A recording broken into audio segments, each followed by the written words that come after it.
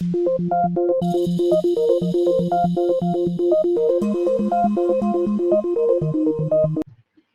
naught phase.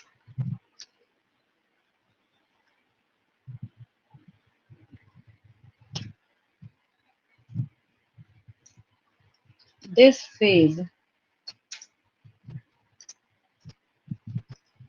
is also referred as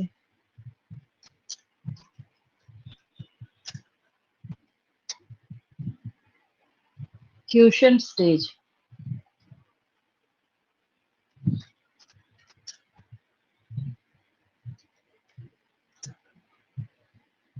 of the cell cycle. मतलब पूरे cycle में एकमात्र यही है जिसको बोला जाता है कि resting state.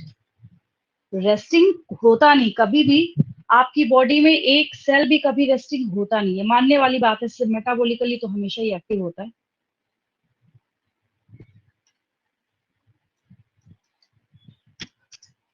Cell is metabolically active but no longer proliferate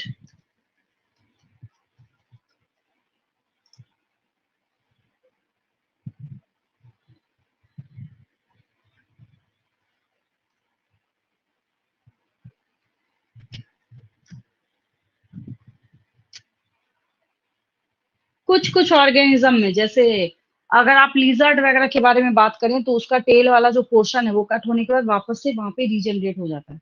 तो कई बार ऐसा होता है कि जब रिक्वायरमेंट होती है तो रिक्वायरमेंट के हिसाब से कभी कभी ये वर्क करेगा, बट हम लोग यहाँ पे उसकी बात नहीं कर रहे जो कंप्लीटली लॉस्ट कर चुका है। ठीक है, कभी भी वहां पे रिप्लेस होके दूसरा सेल आएगा ही नहीं। तो इसके एग्जाम्पल में आप लोग लिखेंगे, फॉर एग्जाम्पल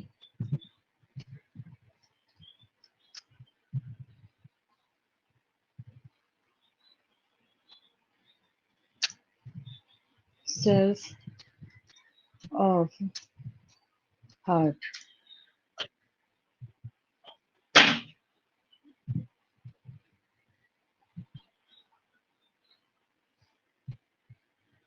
चलिए इस पेज का स्क्रीनशॉट लेंगे।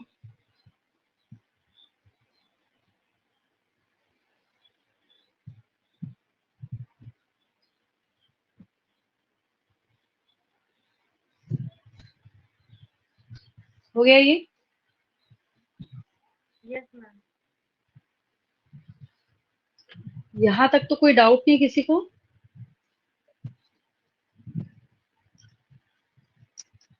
मैम आप एक बार G2 से समझा देंगे?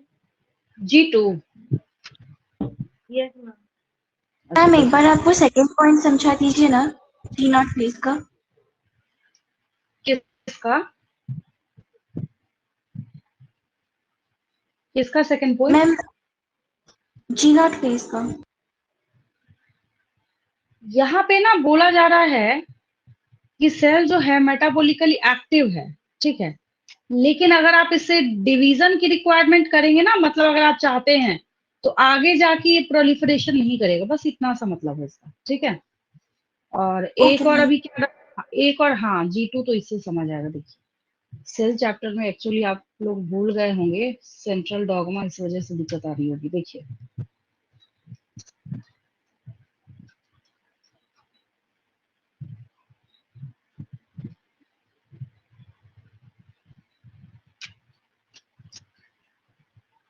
देखिए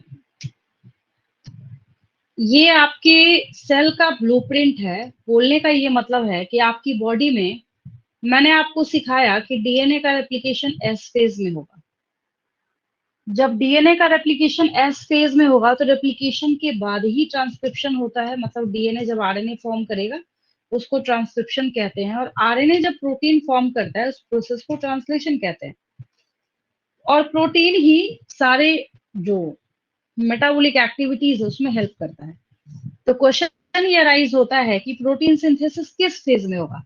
तो उसके लिए मैंने बच्चों को एक बात बताया। बच्चों का कहना है कि मैम हम G1 में और G2 में कंफ्यूज कर जाते हैं कि प्रोटीन किस में बनता है। तो मैंने बोला कि एक बात याद रखना कि जब एस फेज में डीएनए रेप्लिकेशन होता है, तो क्या डीएनए रेप्लिकेशन के पहले प्रोटीन सिंथेसिस हो सकता है क्या? नहीं, उसके बाद हो रहा है। तो आपको याद क्या रखना है कि अच्छा, जो यहाँ पे G2 वाला फेज है, प्रोटीन सिंथेसिस इसी में होगा। अब आया समझ में? अब आया समझ में? Thank you ma'am.